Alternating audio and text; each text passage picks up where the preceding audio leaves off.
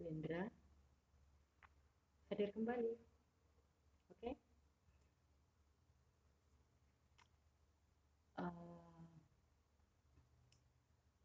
Ini benar-benar kisah saya dan tidak ada unsur atau menyinggung siapapun dalam hal ini. Apabila mungkin ada kesamaan, saya mohon maaf. Tidak ada unsur kesengajaan. Oke.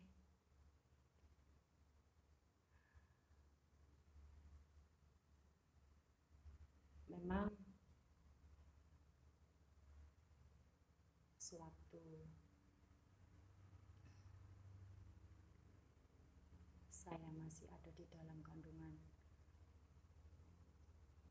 mama saya, banyak hal yang terjadi, dan itu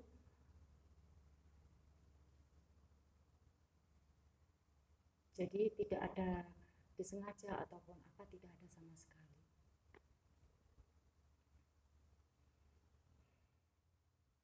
Waktu usia kandungan mama saya 1 bulan,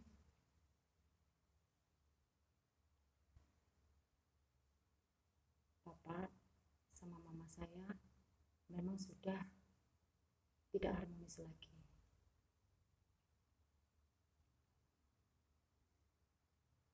Dan setelah itu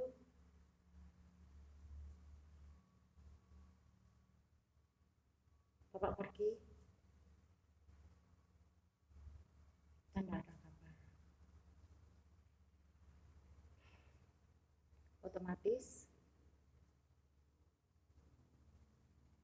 mama saya pada waktu itu benar-benar tidak bekerja dan tidak punya penghasilan. Nyaris saya di dalam kandungan benar-benar dalam keadaan kurang gizi, karena hanya mama makan seadanya untuk sehari-harinya. Setelah itu sebenarnya mama cerita sih, dan waktu saya di dalam kandungan mama itu nggak ada masalah, nggak rewel, nggak ngidam apa-apa. Jadi terus juga nggak malas-malas atau seperti apa, enggak. Setelah itu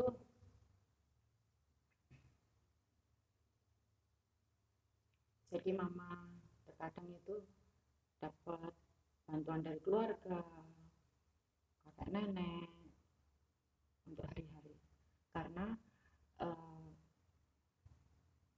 jadi saya juga punya kakak yang waktu itu usia kakak saya baru 7 bulan, jadi masih kecil. Nah, setelah itu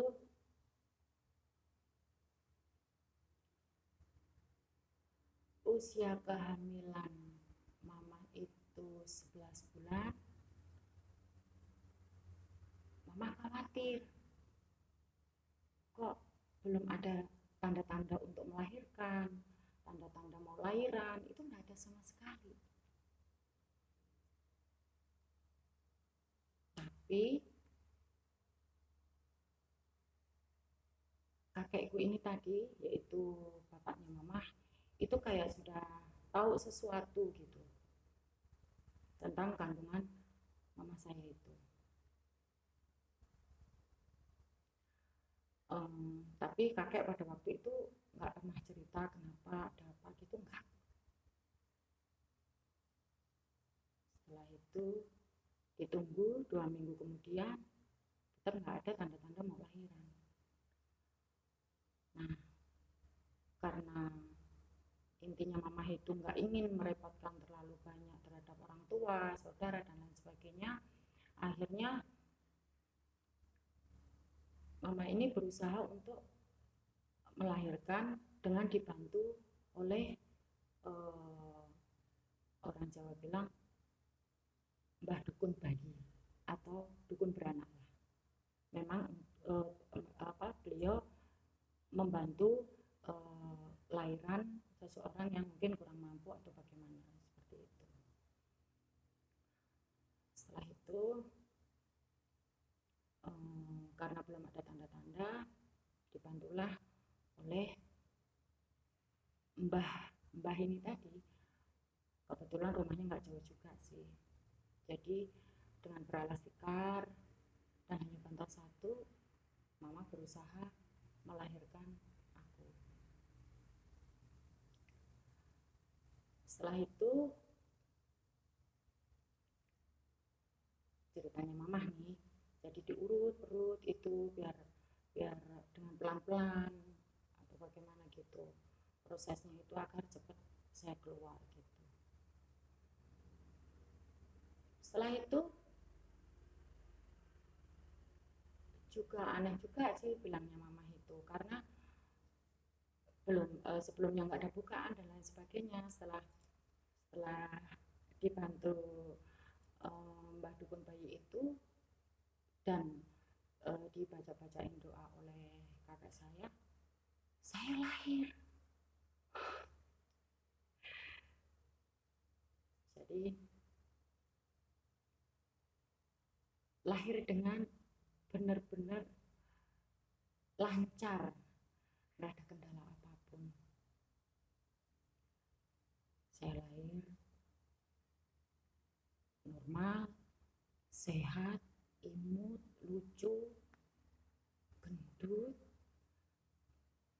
seperti itu. Setelah itu keluarga semuanya senang karena saya lahir dengan sangat sehat dan montok, dan bilang mereka sih saya cantik, bilang mereka sih. Nah, 28 hari kemudian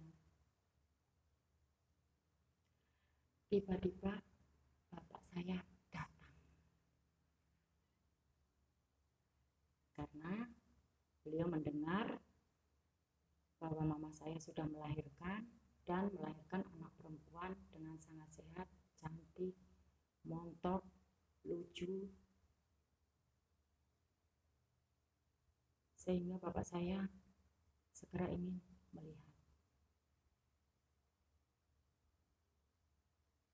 Tapi karena hubungan mereka sudah gak harmonis, sekalinya bapak saya itu punya rencana lain,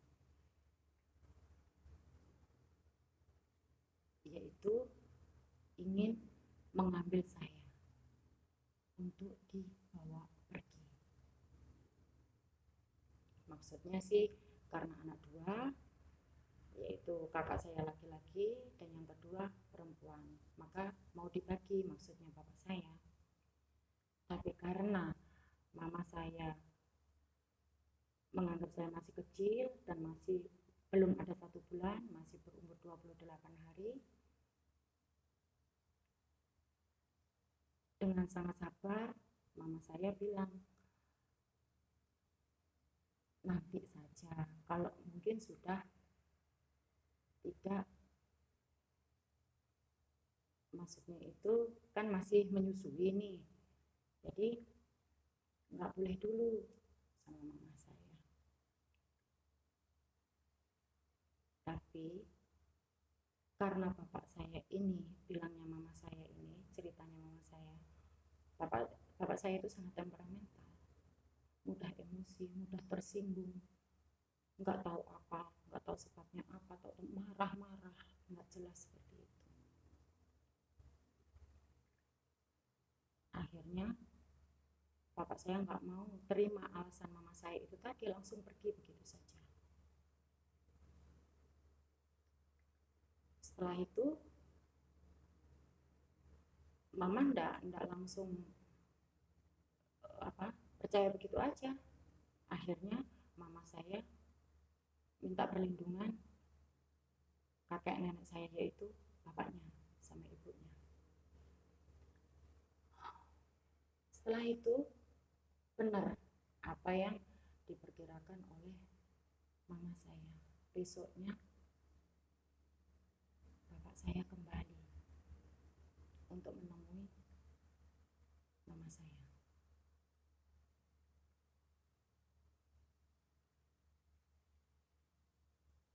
Terjadilah percekcokan di antara mereka.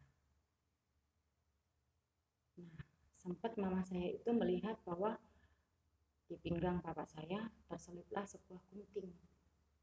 Jadi kayak gunting gede, gunting untuk menjahit atau untuk memotong kain, seperti itu, dalam kondisi baru. Langsung mama saya respect, wah ini pasti nanti kenapa-napa, seperti itu. Jadi waktu itu saya digendong dan masih dibedong, jadi dibungkus gitu sama jari gitu ya, karena masih belum ada 1 bulan juga sih. Dalam gendongan mama saya, bapak saya berusaha merebut. Nah, setelah itu karena mama dalam kondisi menggendong saya, otomatis sekuat-kuatnya perempuan pasti masih kuat laki-laki tenaganya. Setelah itu mama langsung teriak, tolong, tolong, tolong, sehingga semuanya pada keluaran, baik tetangga, kanan kiri, kakek nenek saya, dan semuanya. Tapi mereka terhenti karena bapak pada waktu itu di tangan kanannya sudah membawa gunting dan mengacungkan ke mama. Apabila saya tidak dikasih, maka mama akan ditusuk. Seperti itu. Setelah itu para tetangga, kakek nenek, bukan pada nggak berani, tapi takutnya nanti mama saya ditusuk betulan, jadi mereka agak menghindar dan diberi nasihat gitu lewat bicara gitu, jangan gitu. Terus akhirnya saya yang waktu itu ada di dalam gendongan mama beralih ke gendongan bapak, bisa direbut. Dan mama terus meronta, terus menggapai saya untuk mengambil kembali saya.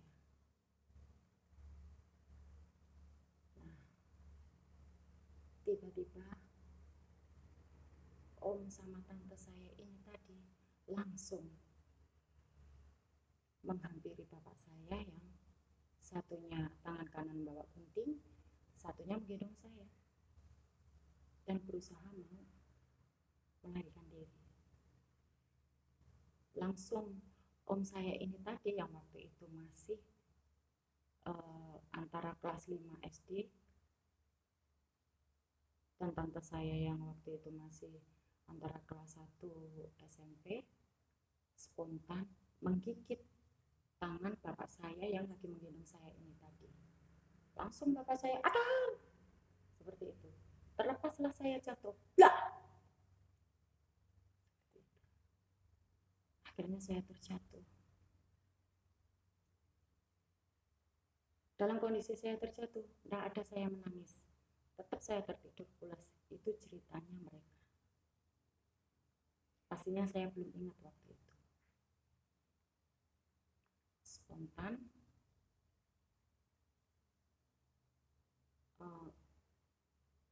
Tante saya ini tadi langsung mengambil saya dan membawa pergi lari saya bersama om saya tadi. Mereka langsung lari, menjauh dari bapak serta mama saya. Mereka masih duel, masih ribut.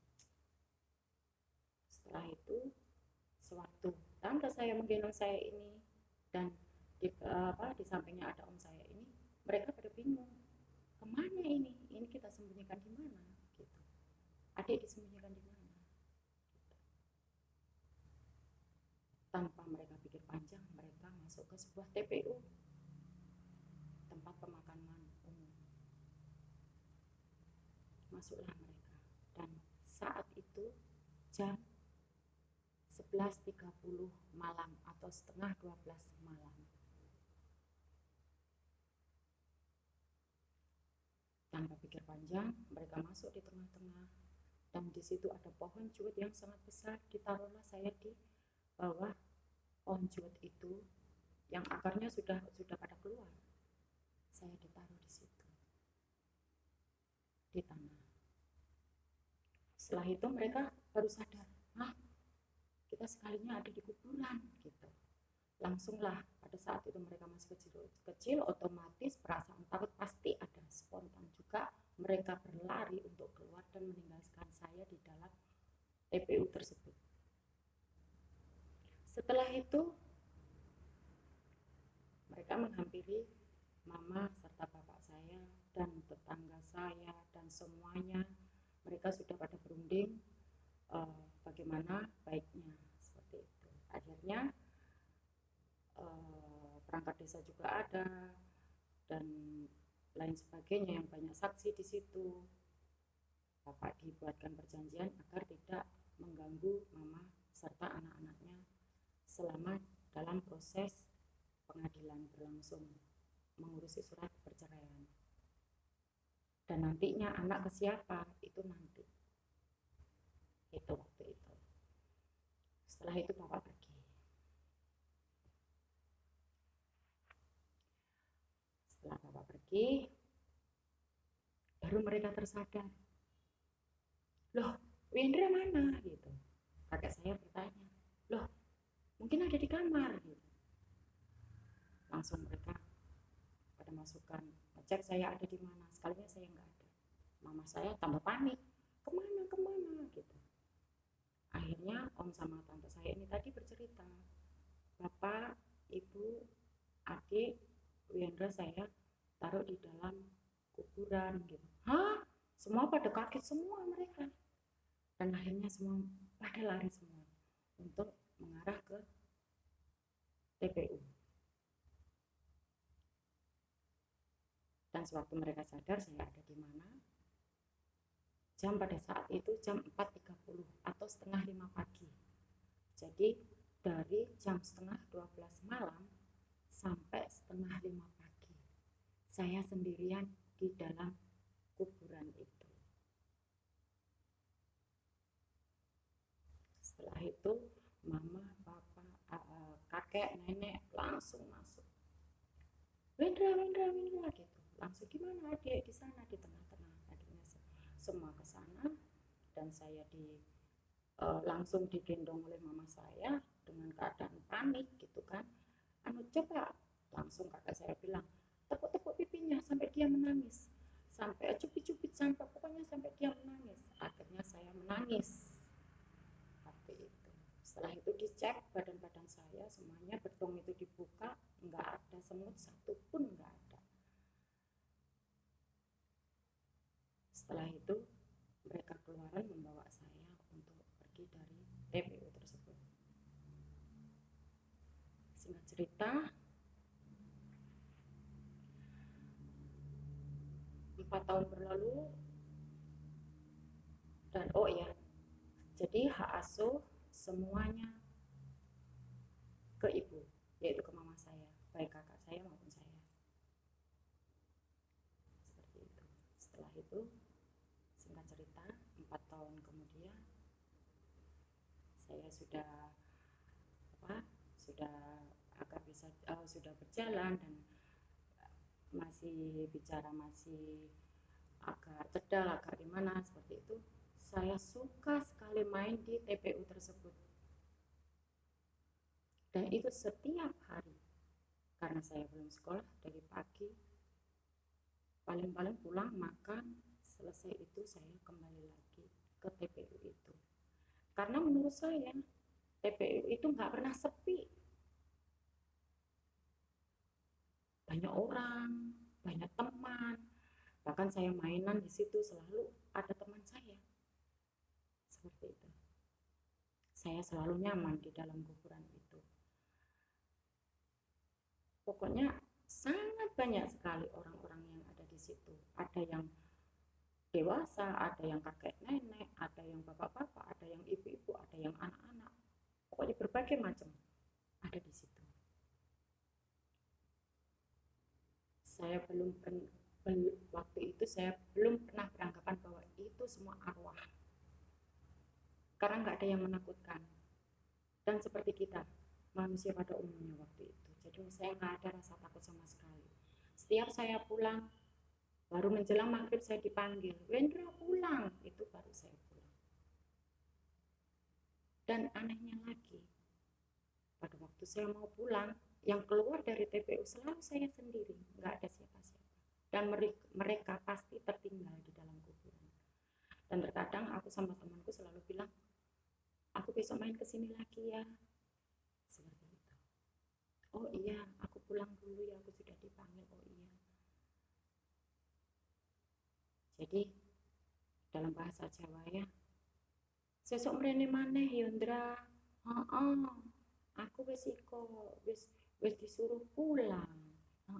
Sesok mrene yo, seperti itu. Iya, ada dah, seperti itu. Besok ketemu ya kita. Iya. Esoknya saya main lagi ke situ. Seperti itu seterusnya. Dan mereka baik. Memang sih kalau yang anak-anak selalu komunikasi sama saya, tapi kalau untuk yang mungkin dewasa, kakek nenek, bapak ibu, atau menurut saya itu nggak pernah komunikasi sama saya, dan mereka hanya selalu tersenyum sama saya. Jadi sampai sekarang pun saya masih mengingat seperti apa mereka, bagaimana mereka, seperti itu. Ya, untuk sementara di sini dulu kisah saya. Apabila ada kesamaan, tidak ada niat saya untuk menyinggung siapapun. Saya mohon maaf. Sekali lagi saya mohon maaf. Oke? Bye-bye. Wendra undur diri. Oke?